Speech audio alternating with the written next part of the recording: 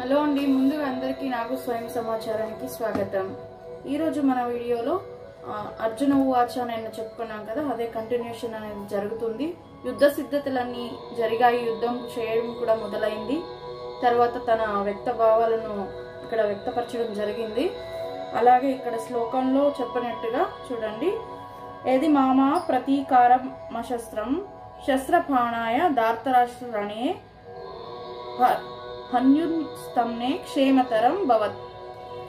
అంటే నిరాయుధుడు ప్రతీకారం చేసిన వాడును అయినా నన్ను ఆయుధాల చేపట్టిన ధృతరాష్ట్ర తనయులు యుద్ధరంగంలో వధిస్తే అది నాకు చాలా మంచిదే అవుతుంది అని నిన్న మన వీడియోలో మనం చెప్పుకున్నాం కదండి.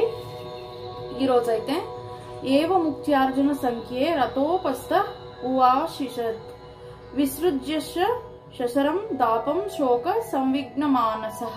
అంటే సంజయ ఉవాచ, సంజయుడు పలికెను, ఏవం ఈ విధంగా ఉక్త్వా పలికి అర్జునుడు సంఖ్యే రణరంగములో రథం యొక్క ఉపస్థ ఆసనం మీద ఉపావిశత్ కూర్చుండబోయా విసృజ్య ప్రక్కుడు పడవేసి శశరం బాణాలతో పాటుగా చాపం ధనస్సును శోకముచే సంవిఘ్న ఉద్విగ్నుడై మానసః మనస్సులో. సంజయుడు పలికెను, రణరంగంలో అర్జునుడు ఈ విధంగా పలికి తన ధనార్బాణాలను ప్రక్కకు పడవేసి దుఃఖముచే మనస్సు ఉద్విగ్నము కాగా రథంలో కూర్చుండబోయాడు. భాష్యము, శత్రువుల పరిస్థితిని గమనిస్తున్నప్పుడు అర్జునుడు రథంలో నిలబడి ఉన్నాడు. కానీ అతడు ఎంతగా దుఃఖమగ్నుడయ్యాడంటే తన విల్లంబులను ప్రక్కకు పడివేసి తిరిగి కూర్చుండబోయాడు. అంటే ఇక్కడ యుద్ధం చేయడం తనకి ఇష్టం లేదని చెబుతూనే ఉన్నాడు, వ్యక్తపరుస్తూనే ఉన్నాడు. కాబట్టి తను నిలబడక కూర్చునబోయాడని ఇక్కడ చెప్తున్నారు. భగవద్భక్తిలో ఉన్నట్టి అటువంటి దయాపూర్ణుడు కోమల హృదయుడు అయిన వ్యక్తియే ఆత్మజ్ఞానాన్ని స్వీకరించడానికి యోగ్యుడు. శ్రీమద్ భగవద్గీతలోని కురుక్షేత్ర రణరంగమున సైనిక పరిశీలనము అనే మొదటి అధ్యాయానికి భక్తి వేదాంత భాష్యము సమాప్తము. ఈరోజు మనది మొదటి అధ్యాయం కంప్లీట్ అయిందండి ఇప్పటితో. అంటే కురుక్షేత్ర రణరంగమున సైనిక పరిశీలనము అనే మొదటి అధ్యాయం మనం ఈ రోజుటైతే ముగించాము. ఇప్పుడు రెండవ అధ్యాయాన్ని కంటిన్యూ చేస్తున్నానండి ఈ వీడియో ద్వారానే. చూడండి, గీతాసారము అంటే గీతాసారము ఏం చెప్పబోయారు ఎవరు? సంజయ ఉవాచ ఏం చెప్పాడంటే, తం తథా కృపయా విష్టమశ్రుపూర్ణా కులేక్షణం విషీదస్తమిదం వాక్యమువాచ మధుసూదనః.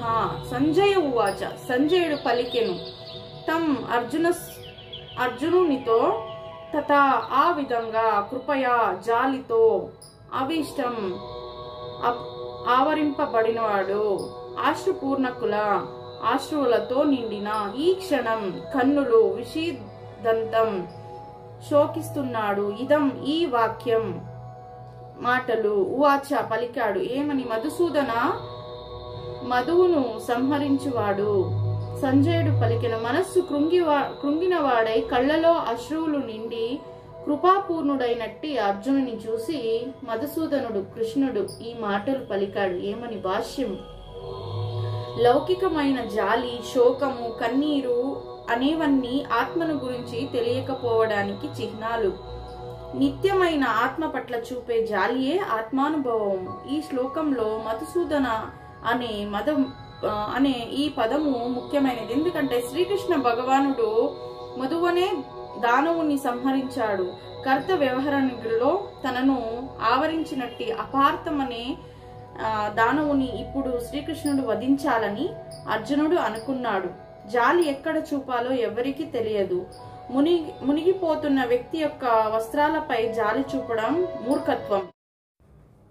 భగవానుడు ఈ విధంగా పలికాడండి ఏమని? కుత ఎక్కడ నుండి, త్వా నీకు, కష్మలం కల్మషము, ఇదం ఈ దుఃఖము, విషమే ఈ క్లిష్ట సమయంలో సముపస్థితం వచ్చింది. అనార్య జీవిత విలువను తెలియని వ్యక్తులు, జుష్టం ఆచరించేది, అస్వర్గం ఉన్నత లోకాలను కలుగజేయనది, అకీర్తి అపకీర్తికి, కరం కారణమయ్యేది. అర్జున ఓ అర్జున అంటే అపకీర్తులకు కారణమయ్యేది ఏంటి అంటే ఈ భావాలేనన్నమాట. ఇవి ఎక్కడి నుంచి మొదలయ్యాయి, ఎక్కడి నుంచి వచ్చాయి నీకు అనే మరి అడగడం జరిగింది. ఇక్కడ భగవానుడు అడిగాడు. ఎవరితో? అర్జునుడితో పలికాడు. శ్రీకృష్ణ భగవానుడు పలికెను, అర్జున నీకు ఈ కల్మషాలు ఎక్కడి నుండి వచ్చాయి? జీవిత విలువలను తెలియని వారికి ఇవి ఏమాత్రము తగినవి కావు. జీవిత విలువలు తెలిసినవాడు అంటే తనకన్నీ తెలుసు, అర్జునునికి తెలుసు, అయినా ఈ ఫీలింగ్స్ అన్ని ఎందుకు చూపిస్తున్నావు నువ్వు అనే మారిగా అడిగారండి. ఏమాత్రము తగినవి కావు, అవి ఉన్నత లోకాలను కలుగజేయవు, పైగా అపకీర్తిని కలిగిస్తాయి. అంటే నువ్వు ఇంకా జ్ఞానాన్ని గ్రహించేదానికి ఇవన్నీ అడ్డంకిగా అవుతాయి. ఆల్మోస్ట్ నీకు అన్ని తెలుసు, అయినా ఇవన్నీ ఏడవటము, వాళ్ళ పట్ల బాధపడటం జరిగితే నీకు ఇంకా మంచి మంచి విలువలు నువ్వు తెలుసుకోలేకపోతావు, ఇవన్నీ నీకు తగినవి కావు అని హెచ్చరిస్తున్నారు. భాష్యము. శ్రీకృష్ణుడు భగవానుడు అభిమన్యుడు, అందుకే గీత అంతటా శ్రీకృష్ణుడు భగవానునిగా చెప్పబడ్డాడు. భగవంతుడు పరితత్వములో చరమాంశము పరతత్వము 3 దశల అవగాహనతో అంటే బ్రహ్మముగా సర్వవ్యాపకమైన నిరాకార బ్రహ్మతత్వము, పరమాత్మగా సకల జీవుల హృదయాలలో ఉండే పరమపురుషుని రూపముగా భగవానునిగా దేవదేవుడైన శ్రీకృష్ణుడు అనుభూతమవుతుంది. అంటే ఇక్కడ తెలుస్తుంది తనకన్నీ తెలుసు కాబట్టే ఏ ఒక సిచ్యువేషన్ లో అయినా కంట్రోల్ చేయగలడు. అంటే అర్జునునికి అర్థమయ్యేలా చెప్తున్నాడు కాబట్టి శ్రీమద్ భగవత్ములో 1:2 అధ్యాయంలో ఈ పరతత్వ భావన ఈ విధంగా వివరించబడింది. వదంతి తత్వవిదస్వత్వం యత్ జ్ఞానమద్వయం బ్రహ్మేతి పరమాత్మేతి భగవానితి శభ్యతే. పరతత్వము తత్వవిధులచే 3 దశలలో అనుభూతమవుతుంది. అవన్నీ అభిమన్నములు. పరతత్వము ఆ దశలే బ్రహ్మవు, పరమాత్మ, భగవానుడని తెలుపబడ్డాయి. ఈ మూడు దివ్య రూపాలను సూర్యుని ఉపమానంతో వివరించవచ్చును. సూర్యునికి కూడా సూర్యకాంతి, సూర్యబింబము, సూర్యమండలము అనే 3 విభిన్న రూపాలు ఉన్నాయి. కేవలము సూర్యకాంతిని అధ్యయనము చేసేవాడే ప్రాథమిక విద్యార్థి. సూర్యబింబాన్ని అర్థం చేసుకున్నవాడు మరింత ఉన్నతుడు. ఇక సూర్యమండలంలో ప్రవేశించగలిగినవాడు అత్యున్నతుడు. కేవలము సూర్యకాంతి అవగాహనతో అంటే దాని విశ్వవ్యాపకత్వాన్ని, తేజోమయమైన దాని నిరాకార స్వభావాన్ని తెలుసుకోవడంతో సంతృప్తి చెందే విద్యార్థులను పరతత్వపు బ్రహ్మానుభూతిని పొందిన వారితో పోల్చవచ్చును. మరింత పురోగమనించి విద్యార్థి సూర్యబింబాన్ని తెలుసుకోగలుగుతాడు. అట్టి సూర్యబింబము పరతత్వపు పరమాత్మ జ్ఞానంతో పోల్చబడింది. ఇక సూర్యలోకంలోకి ప్రవేశింపగలిగిన విద్యార్థి పరతత్వ రూప లక్షణాలను అనుభూతము చేసుకున్న వారితో పోల్చబడతాడు. అందుకే పరతత్వ అధ్యయనంలో నెలకొనిన విద్యార్థులందరూ ఒకే విషయ అధ్యయనంలో నెలకొనినప్పటికీ పరతత్వపు భగవానుడనే లక్షణాన్ని అనుభూతము చేసుకున్నట్టి భక్తులే మహోన్నత ఆధ్యాత్మికులు. సూర్యకాంతి, సూర్యబింబము, సూర్యలోకంలోకి కర్మలు అభిన్నములైన ఈ 3 వివిధ దశల విద్యార్థులు ఒకే తరగతికి చెందిన వారు కారు.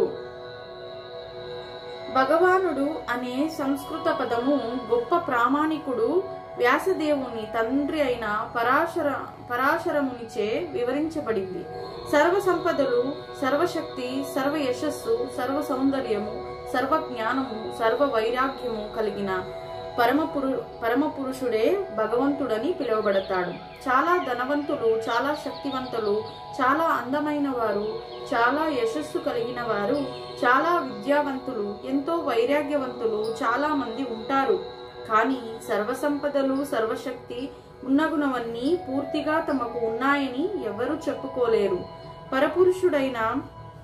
పరమ పురుషుడైన కారణంగా కేవలము శ్రీకృష్ణుడు మాత్రమే అది చెప్పుకోగలడు.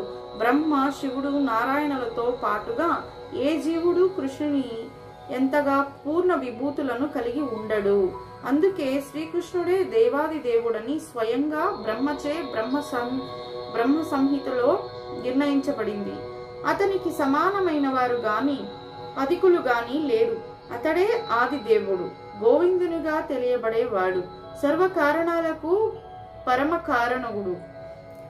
ఈశ్వర పరమః కృష్ణః సచ్చిదానంద విగ్రహ అనాదిరాది గోవిందః సర్వకారణ కారణం. అంటే భగవంతుని లక్షణాలను కలిగిన పలువురు వ్యక్తులు ఉన్నారు, కానీ తనను మించినవాడు వేరొక్కడు లేనందున శ్రీకృష్ణుడే పరమ పురుషుడు.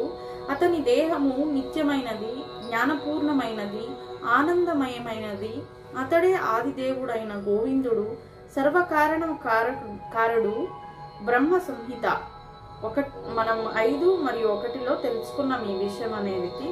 శ్రీమద్ భగవతంలో కూడా భగవంతుని పలు అవతారాల పట్టిక ఇవ్వబడింది, కానీ శ్రీకృష్ణుడు మాత్రము స్వయం భగవానునిగా వర్ణింపబడ్డాడు. అతని నుండే పలు అవతారాలు, పురుషావతారాలు విస్తరిస్తాయి.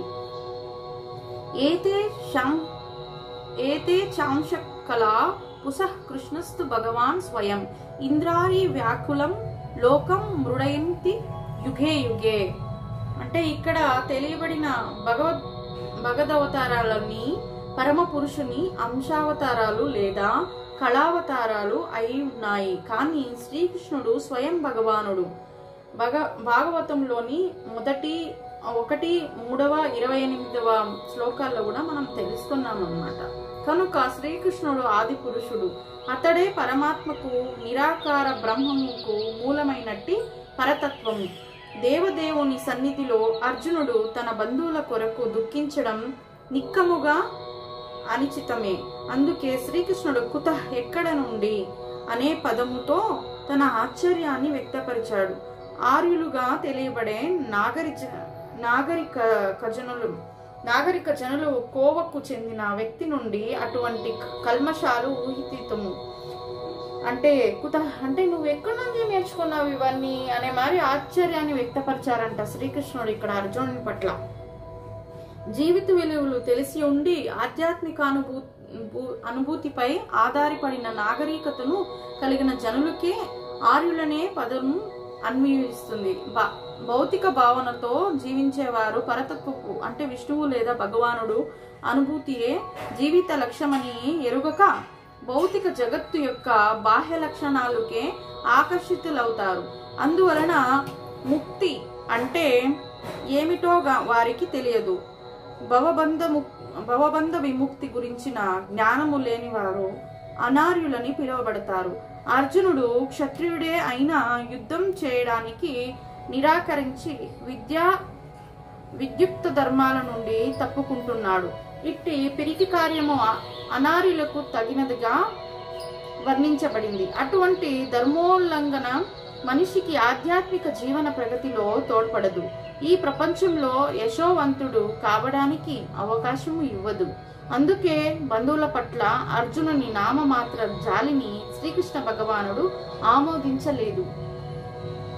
క్లైంబం మాస్మహ గమ పార్థ నైతత్వ యువే భజ్యతే క్షుద్రం హృదయ దౌర్బల్యం తెక్షోత్తిష్ట పరస్తపః క్లౌబ్యం నపుంసకత్వము మాస్మ వద్దు గమః తీసుకోవడము పార్థ ఓ పృథా కుమార ఏతత్ ఇది తై నీకు నా ఉపపద్యతే తగదు క్షుద్రం నీచమైన హృదయం యొక్క దౌర్బల్యం బలహీనతను పెక్వా విడిచిపెట్టి ఉత్తిష్ట లెమ్ము పరంతనప శత్రువులను తపింపజేసేవాడా ఓ పార్థ ఈ పతన కారణమైన నపుంసకత్వానికి లొంగకు ఇది నీకు తగదు ఓ పరంతప ఇటువంటి హృదయ దౌర్బల్యమును విడిచిపెట్టి లెమ్ము. భాష్యము ఇక్కడ అర్జునుడు పృథాతనయునిగా సంబోధించబడ్డాడు. శ్రీకృష్ణ జనకుడైన వసుదేవుని సోదరి. అందుకే అర్జునుడు శ్రీకృష్ణుడితో రక్త సంబంధాన్ని కలిగి ఉన్నాడు. క్షత్రియ కుమారుడు యుద్ధం చేయడానికి నిరాకరిస్తే పేరుకు మాత్రమే క్షత్రియుడు అవుతావు. అలాగే బ్రాహ్మణ తనయుడు పాపకార్యం చేస్తే పేరుకే బ్రాహ్మణుడవుతాడు. అటువంటి క్షత్రియులు బ్రాహ్మణులు తమ తండ్రులకు తగిన పుత్రులు కారు. అందుకే అర్జునుడు అయోగ్యుడైన క్షత్రియ పుత్రుడు అవడాన్ని శ్రీకృష్ణుడు కోరుకోలేదు. అర్జునుడు శ్రీకృష్ణునికి అత్యంత సన్నిహిత మిత్రుడు. ఆ శ్రీకృష్ణుడే రథం మీద ఇప్పుడు అతనికి ప్రత్యక్షంగా నిర్దేశము చేస్తున్నాడు. ఇన్ని యోగ్యతలు ఉన్నప్పటికీ అర్జునుడు యుద్ధాన్ని త్యజిస్తే అపకీర్తికరమైన కార్యము చేసిన వాడవుతాడు. అందుకే అర్జునుని అటువంటి నైజము అతనికి తగినట్లుగా లేదని శ్రీకృష్ణుడు అన్నాడు. అత్యంత గౌరవనీయులైన భీష్ముడు బంధువుల పట్ల పరమోదార స్వభావంతో యుద్ధం విడిచిపెడతాడని అర్జునుడి వాదించాలని అనుకుంటే అటువంటి ఉదారత్వము కేవలము హృదయ దౌర్బల్యమేనని శ్రీకృష్ణుడు భావించాడు. అటువంటి మిథ్యా ఉదారతను ఏ ప్రామాణికుడు ఆమోదించడు. అందుకే అటువంటి ఉదారతను లేదా నామమాత్ర అహింసను అర్జునుని వంటి వ్యక్తులు శ్రీకృష్ణుని ప్రత్యక్ష నిర్దేశంలో తప్పక విడిచిపెట్టాలి.